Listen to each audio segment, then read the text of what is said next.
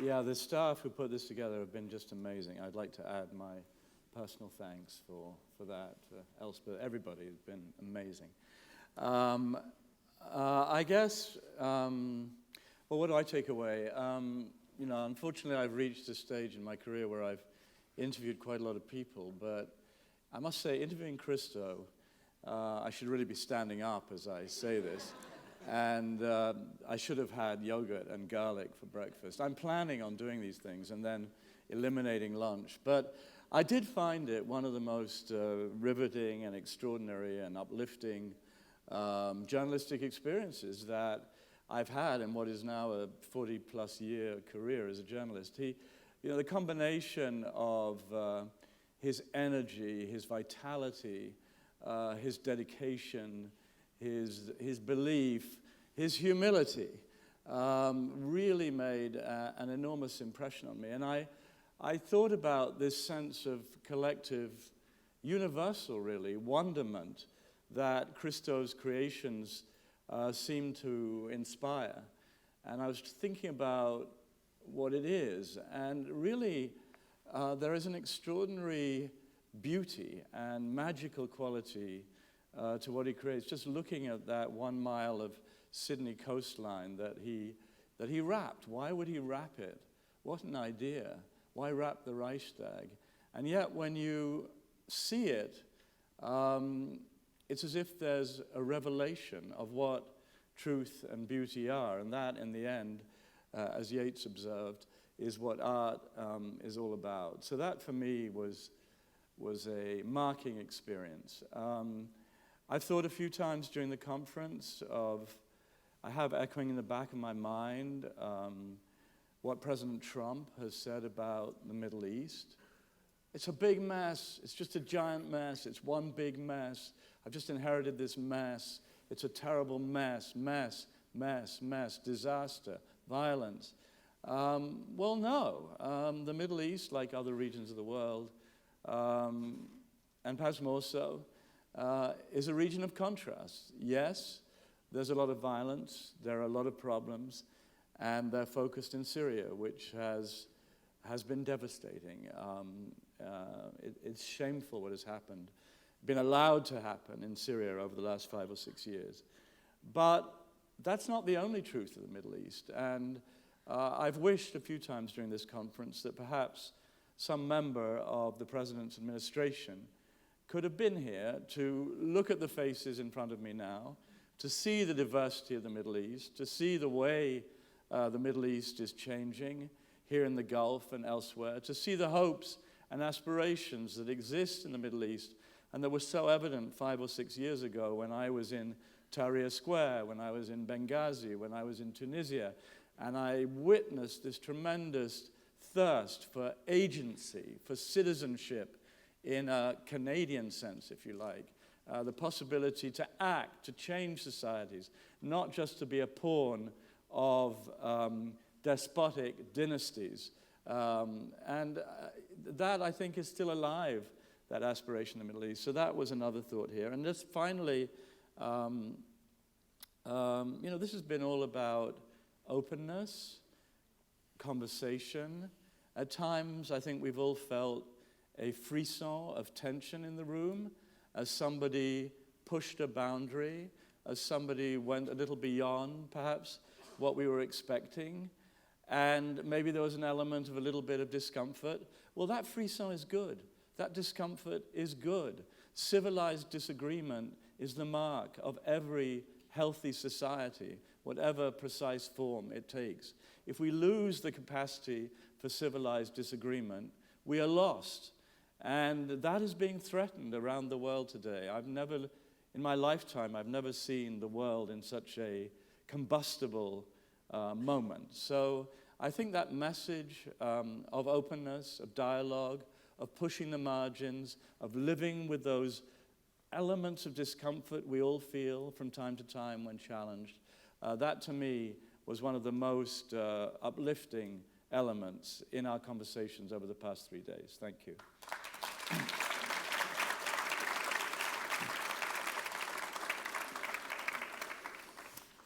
I would say, first of all, I was very encouraged by the group of you. I've, don't underestimate kind of the energy that we get coming from the people who are listening, and I felt like this was a particularly engaged audience, which I really deeply appreciated. And just watching, panel after panel, I felt like you were right there with us in exploring what turned out to be some very interesting subjects. I myself found myself just wanting to pay attention. I thought it was, a particularly stimulating group of subjects and people. And in particular, for me, when I cover the art market in New York, I think what this really teaches me is that there's a much larger art world. And that was also a strain that ran through a lot of conversations.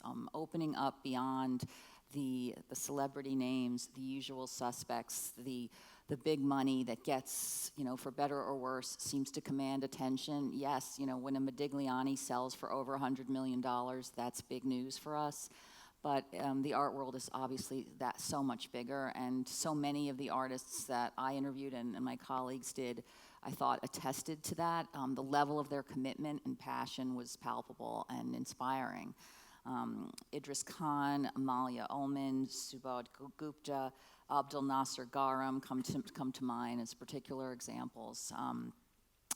Aside from the Christos and the Bob Wilsons, who are larger than life personalities, these are people really sort of in the trenches day in and day out, doing their thing and making a difference.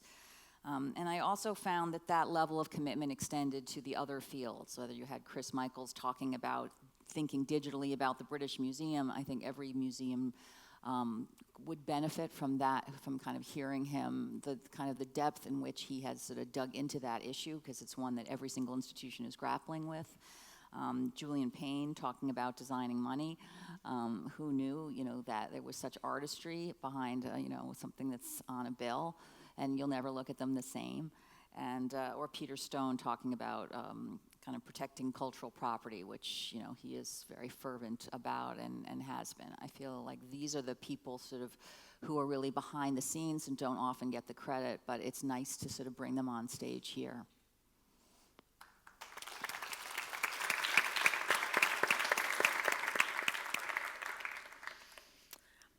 For my part, I would say the theme of identity came up a lot this year, the identity of an artist and the identity of a nation as reflected by its museums, and cultural institutions.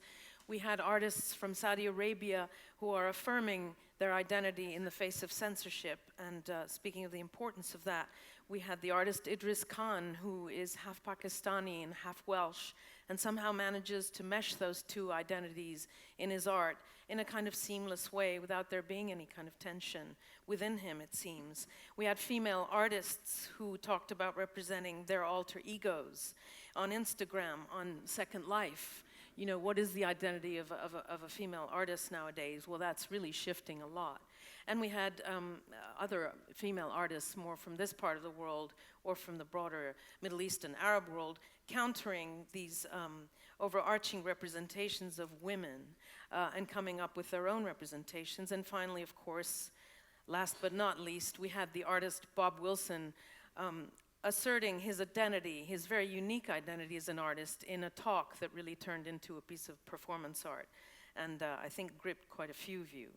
I think also that in terms of the theme of national identity, cultural officials from Germany, for instance, they spoke about the need to give a more universal and less limited vision of what German identity is through the museums and cultural institutions of that country.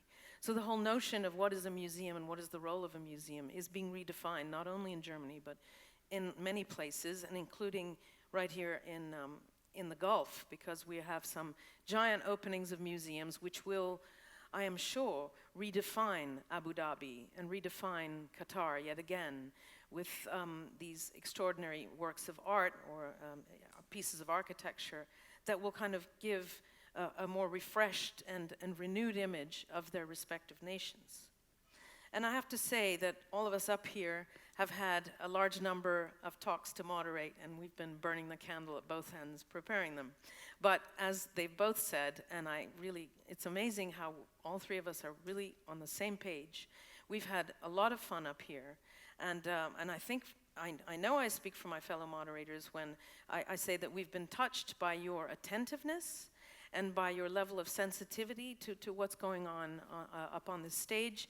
We have been witnessing moments when, well, one participant, who I'm looking at right now, told me after one particular panel, there wasn't a dry eye in the house, and he's a grown man. And so there were moments of emotion, which is not really common in conferences, I would say. Certainly not, conferences, New York Times conferences like luxury or oil. I don't think people are dabbing their eyes, and pulling out their tissues. So may I end, just as my colleagues did, first by paying homage to the extraordinary team that has made this possible. Elspeth, Louise, and the great Aidan Walker, who has put together a really terrific program, allowing us all.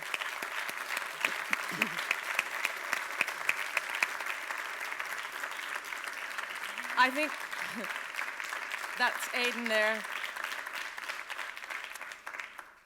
Aidan and of course Achilles, and there are many other colleagues who we really adore up here and who have really made our job wonderful. But also, may I end with an homage to all of you. Thank you very much for being here.